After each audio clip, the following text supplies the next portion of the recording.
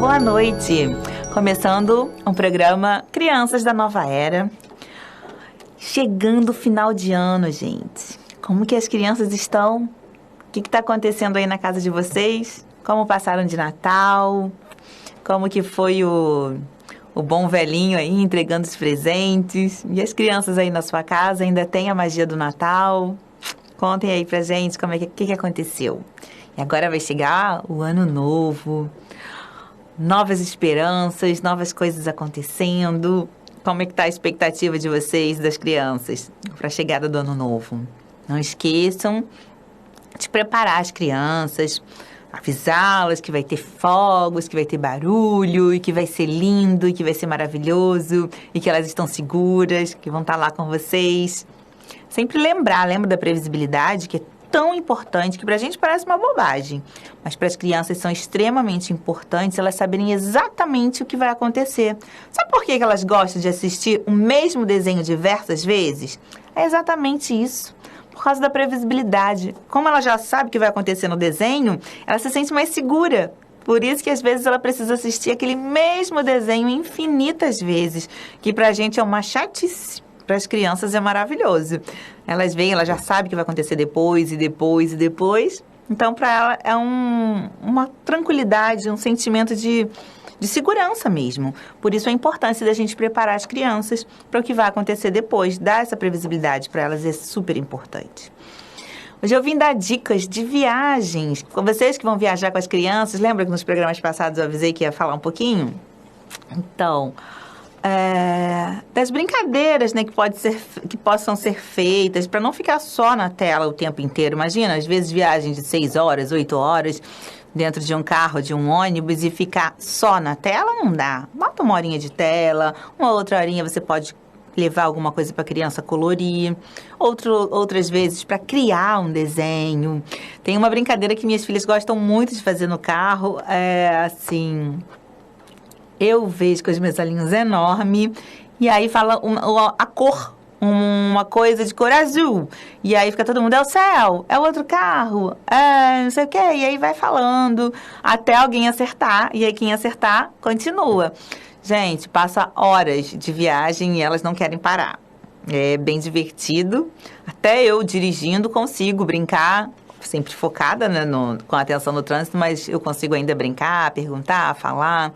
E a gente ri, se diverte muito. Outra forma de passar o tempo, que não dá para fazer num transporte coletivo, mas num seu carro dá, é cantar. Como é gostoso cantar e cantar bem alto, gritando, sabe? Colocando assim sua alma ali naquela música. As músicas que elas estão acostumadas, né? Eu gosto muito de cantar as músicas espíritas infantil. E elas estão bem acostumadas a cantar, então a gente canta bem alto e aí o tempo vai passando, a viagem vai sendo mais tranquila, mais divertida, porque elas ficam bem ansiosas para chegar. Então a gente tem que procurar formas de distraí-las no percurso para que seja uma viagem tranquila e calma na medida do possível.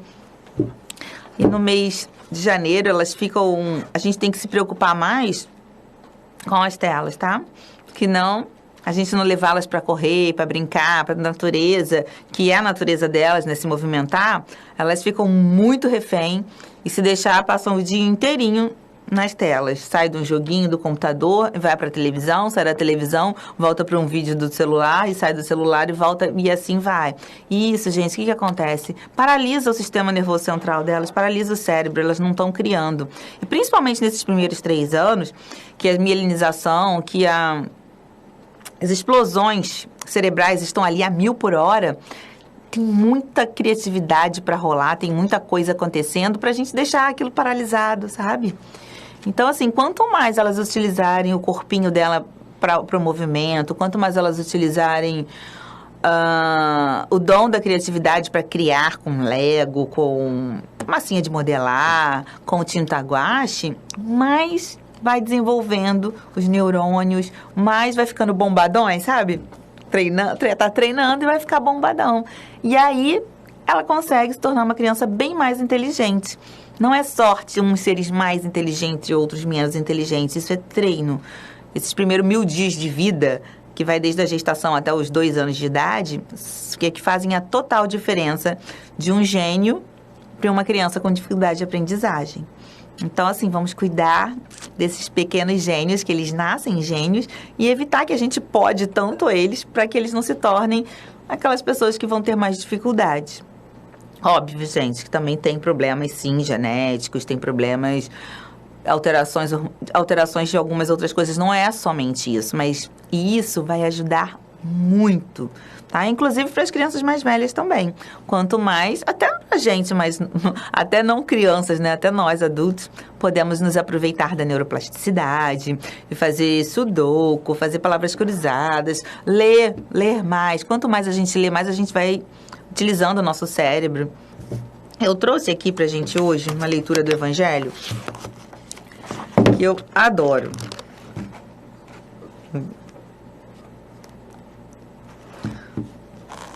É a parábola dos 2 caminhos. Entrai pela porta estreita, porque larga é a porta e espaçoso o caminho que conduz à perdição, e muitos são os que entram por ela. E porque estreita é a porta, e apertando o caminho que leva à vida, e poucos há que a encontrem.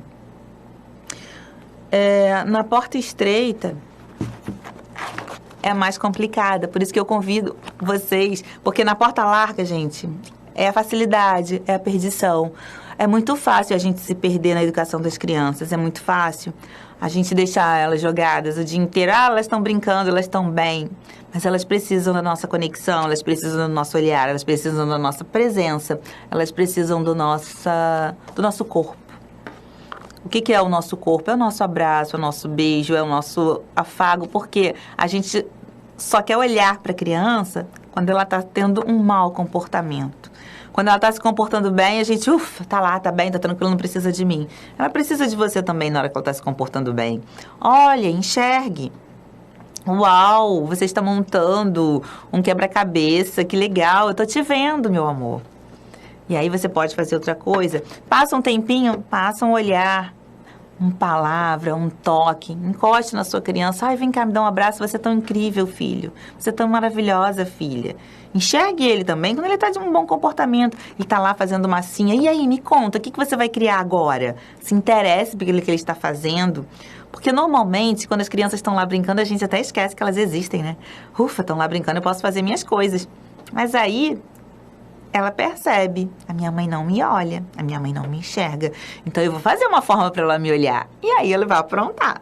E aí você vai parar, vai ter que parar tudo que você está fazendo para resolver o que ele está aprontando, para resolver o que ele está fazendo, que você não gostaria que ele estivesse fazendo. Mas que se a gente se preocupasse em parar antes e olhar antes, quando ele estivesse num bom comportamento, talvez ele não tivesse a necessidade de se comportar mal para ser visto.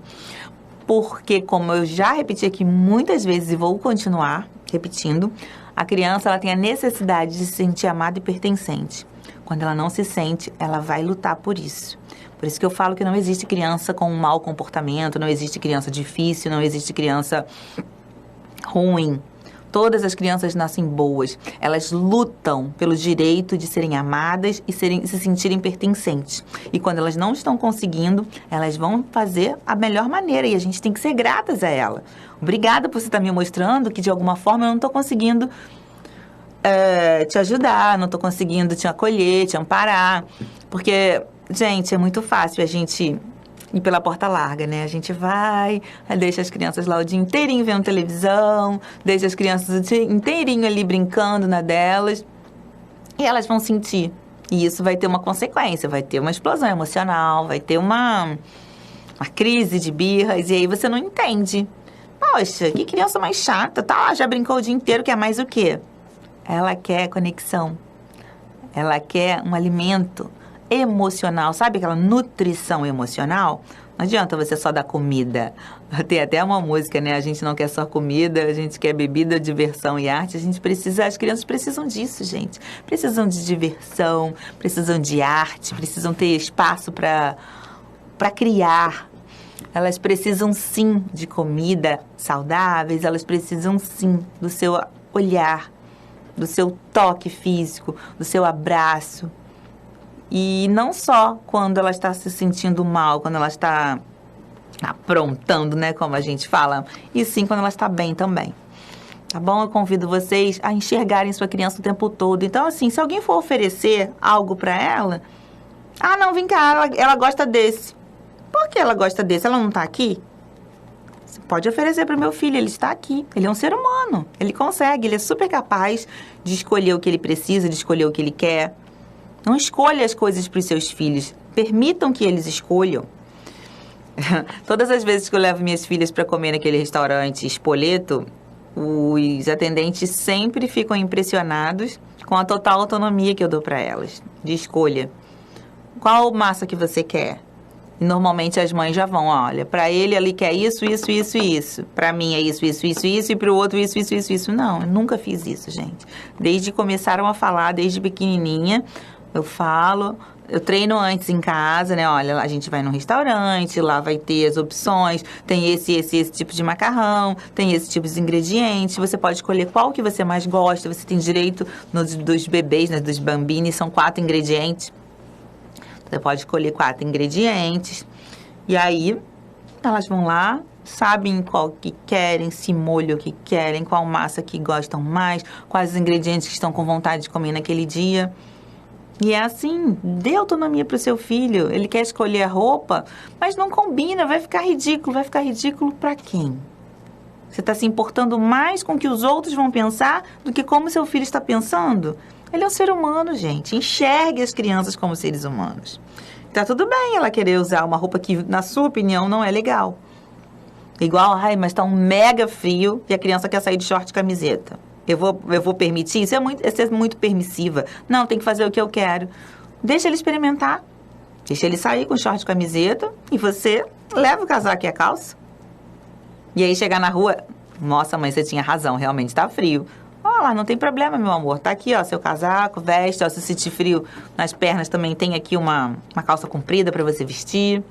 E é assim que eles vão tendo permissão de errar, tendo permissão de treinar.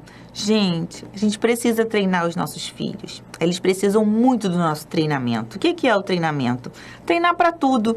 Você permitir uma criança pequenininha a pegar uma garrafa e virar no copo. Ai, mas vai sujar tudo. Sim, vai sujar tudo, mas ela está treinando. E aí você olha para ela, tá tudo bem, meu amor. Você está treinando, você está aprendendo. Errar é importante. Ela vai errar, errar, errar até aprender. Nas primeiras vezes que ela for colocar a roupa vai demorar, vai colocar errado e ela tá aprendendo. Aí você vai treinando. Minha filha mais velha, a primeira vez que foi pra cozinha, ela fazia uma sujeirada total, errava muito, perdemos alguns bolos, perdemos alguns ingredientes e hoje em dia ela é uma especialista. Ela cozinha super bem. Eu receio até dizer que duvido que alguém faça uns bolos mais gostosos que os dela. Ela cozinha assim, como uma profissional. Por quê? Ela foi permitida errar, ela foi permitido sujar, ela foi permitido treinar. Foram muitos e muitos anos de treinamento para chegar até onde ela chegou hoje. Não é do dia para a noite que a criança vai lá e faz tudo. Para quebrar um ovo perfeitamente, ela teve que errar algumas vezes para poder acertar o ponto até chegar onde chegou. Ela treinou primeiro com uma manteiga gelada, treinou com uma manteiga derretida, treinou com uma manteiga morna, até descobrir de qual forma ficava melhor. E assim, como todas as outras coisas. Quando a gente permite a criança treinar, até para ser um jogador de futebol, para ser um bom atleta, não tem que treinar muito. E a mesma coisa a criança. A gente não permite, elas ficam extremamente nervosas e irritadas. Não, me dá isso aqui, deixa que eu faço, você é muito pequeno. Não, isso daqui não, você também não consegue. Não, isso aqui você não consegue. A gente mina a autoconfiança dela. E ela vai crescendo, digo, não, isso eu não consigo. Não, para isso eu não sou capaz. Minha mãe não confia em mim para isso. Eu sei que para muita gente isso é muito difícil. Ficar treinando as crianças para as coisas. É um desafio, sim. Às vezes até meus pais, quando veem eu deixando minhas filhas pequenas, né, desde bem muito pequenas, mexer com faca. E fica, mas filha, isso é muito perigoso. Você não pode deixar ela mexer com faca. Eu falei assim, pai, mãe, eu posso. Porque eu tô aqui do lado. Eu estou aqui olhando. E também as crianças são extremamente curiosas. Se a gente não mostrar para elas, olha, aqui nessa gaveta tem um monte de facas. Tá vendo essa faca aqui, ó? Aí você corta alguma coisa, isso aqui corta. Do jeito que tá cortando o pão, também corta o seu dedinho. Então, assim, ensinar, isso é dar o treinamento que eu estou falando. Algumas vezes eu toco no assunto aqui que é preciso treinar, e hoje eu estou explicando mais profundamente o que seria esse tal desse treinamento. Treinamento é preparar a criança para o que vai vir depois, mas para isso a gente requer de paciência. Deixar ela colocar o próprio tênis, a própria meia. Minha filha de 4 anos, ela já acorda de manhã. De manhã, por que a nossa rotina da manhã é tão tranquila? Porque elas foram treinadas a levantarem, escovarem os dentes, ir no banheiro. Eu não vou ficar, vai tomar banho, vai escovar o dente, vai, como acontece em muitas das casas. Vai fazer isso, seu uniforme você não pegou, vamos, gente, a gente vai se atrasar. Já tem uma rotina pré-estabelecida e cada um sabe o seu papel. E cada um cumprindo o seu papel, a gente sai no horário, com uma leveza, com uma tranquilidade, sem gritarias, sem desespero, sem correria. A gente acordando no horário, seguindo passo a passo.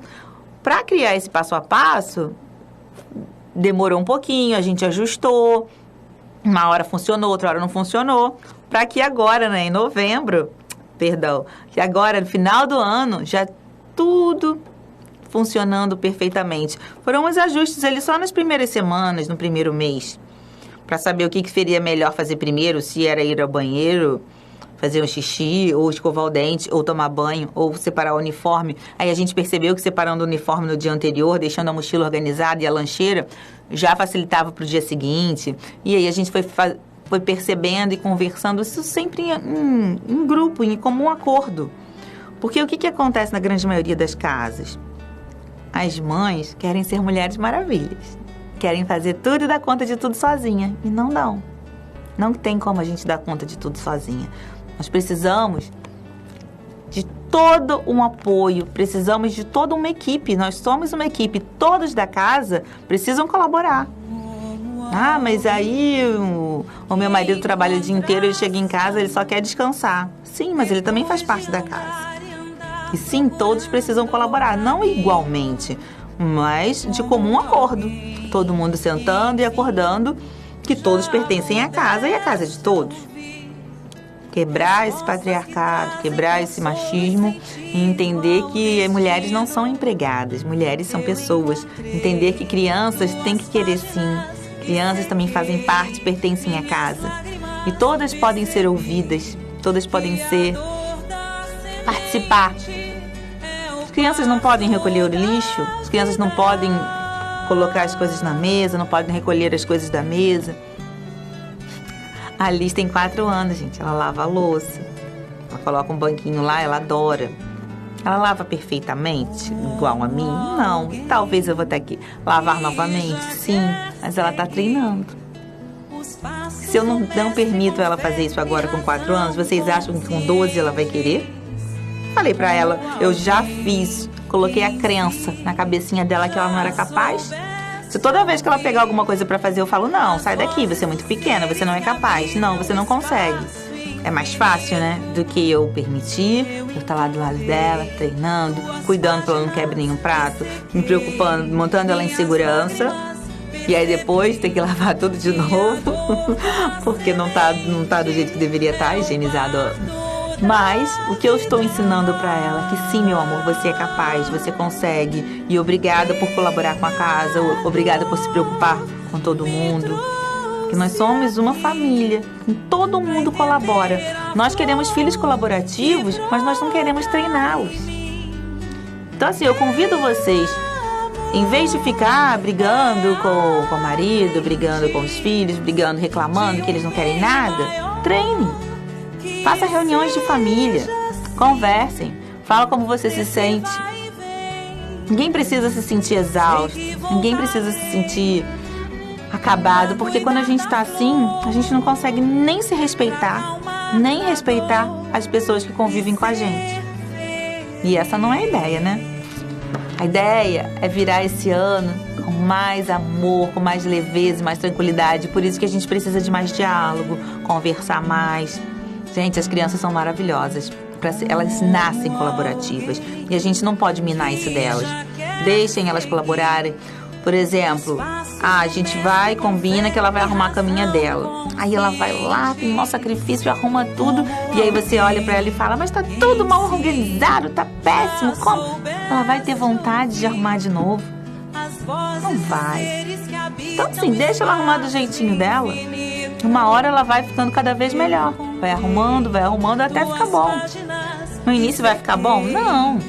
As primeiras vezes vão ficar bem esquisitinho e logo em seguida ela vai conseguindo arrumar da maneira que nós gostaríamos que fosse.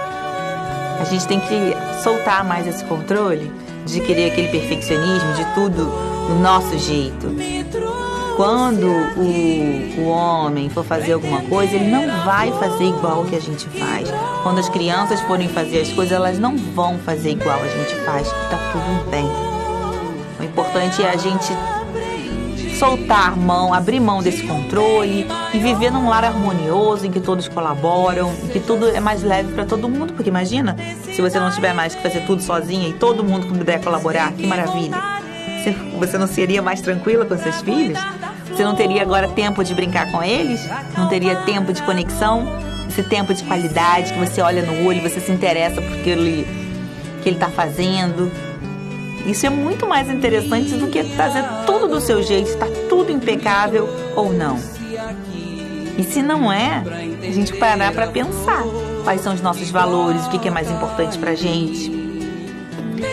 Porque a gente se perde. A gente se perde e aí acaba virando uma loucura o nosso dia a dia. Muitas brigas, muita confusão. Então, eu trago para vocês refletirem, para nós refletirmos sempre. O que a gente quer? A gente quer paz, a gente quer briga, a gente quer ser feliz. Bom? Muito, muito obrigada, gente. Eu desejo um ótimo ano novo para vocês. Paz e bem, paz e luz, paz, muita paz. Tchau, até ano que vem, até 2023.